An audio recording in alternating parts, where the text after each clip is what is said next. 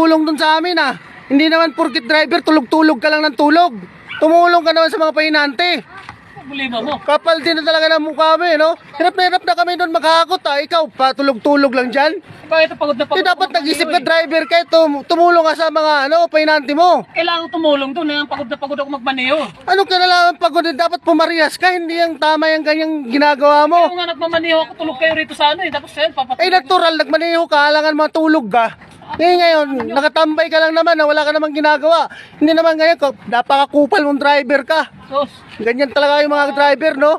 bakit? Hindi tama yung ganyan. Ako nagmamaneho tapos patulungan niya ako. Ano yan, doble pagod lang ako. Nagpagod na ako sa... Ay, hindi ganun. Kasi nagtatrabaho ka, bayad yung araw mo. Kaya hindi ko naman obligasyon na tumulong sa inyo eh. Ano Pahinante lang kayo eh. Oo nga, pero dapat tumulong ka. Huwag kang kupal, boy. Ang ina-applyan ko driver, hindi pahinante. Hindi ganun. Matulog-tulog ka lang. Kami hirap na hirap doon. Parehas lang tayo sumusweldo, tapos ikaw walang ginagawa. Ano yun? Trabaho niyo yan eh. Trabaho nga, pero dapat tumulong ka. Hindi lang driver ang trabaho mo. Wala sa usapan yung magpahinante, yung driver ako. Hindi yan. Hindi, dito sa company ng boss natin, hindi yan tamang ginagawa mo. Dinadaan mo sa Nag-apply ako rito para maging driver.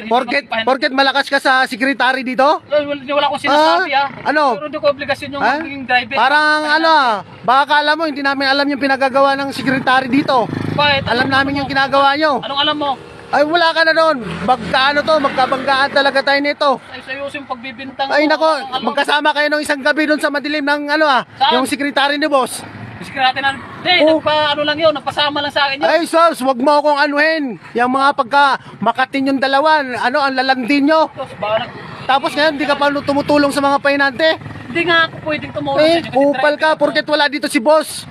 Pa naman tao. Susumbong ko kayo talaga ng secretary niya. Ay, susumbong mo. Ay, nako, si Ma'am Angie. Nako, kilala ko. Kayong dalawa, susumbong ko kayo. Masyado kang... Nakita ka na, marami kami nakakita. Magkasama kayo doon ni Ma'am Angie. Ay. Kasama lang nga sa akin yun, ha? Bakit ka napunta? Oo, nakita rin kayo nila Bugoy. Bakit ka napunta sa ganung usapan? Hindi, driver kay, patulog-tulog ka, kupal kay. Dapat hindi ganun. Dapat tumulong ka sa amin. Kala kayo, sir. Ang daming haputin doon. Bakit na puyat ako? Ano yun? Layo ng biyahe ng Pampanga to sa Laguna, tapos may ano mo ko? Ano naman, nakaupo ka lang naman ah. Opo, parang di mo alam. Pagod ba yun? Magmamaniho ka? Kasi hindi ka marunong mag-drive, kaya ganyan na... Pagod ba yun? Parang hindi ko nakikita yung ginagawa mo ah. Ginagawa mo. Nakaupo ka lang dyan? Parang pagod na pagod? Maging alam sa pagmamaniho, kaya dapat sa inyo pahinati. Ay hindi. Hindi ka talaga ano ko lang talaga, mapanlamang ka porket malakas ka kay Ma'am Angie. Porket shota mo si Ma'am Angie. Nako, wag ako. Wala kang pakialam doon. Wala naman pakialam, pero bawal yan sa company, yung magsushota kayo. Sa'yo yan, kumatingitiro ka kasi. Magkatrabaho, bawal yan, yung tama yon ginagawa, nililigawan mo si Ma'am Angie. May pruweba ka ba na kami? Oy, nakita ko kayo, magkasama kayo, nagja-Jollibee pa kayo. Driver ako eh. Mamamaneho ko sa kanya eh. Yung iba amin namin mo kay Ma'am Angie, wag mo kami pinagluloko. Nakita ka nga namin, kinikiss mo siya. Ay, nasilip namin kayo. Uy, dapat tumulong ka dito. Ka na ron.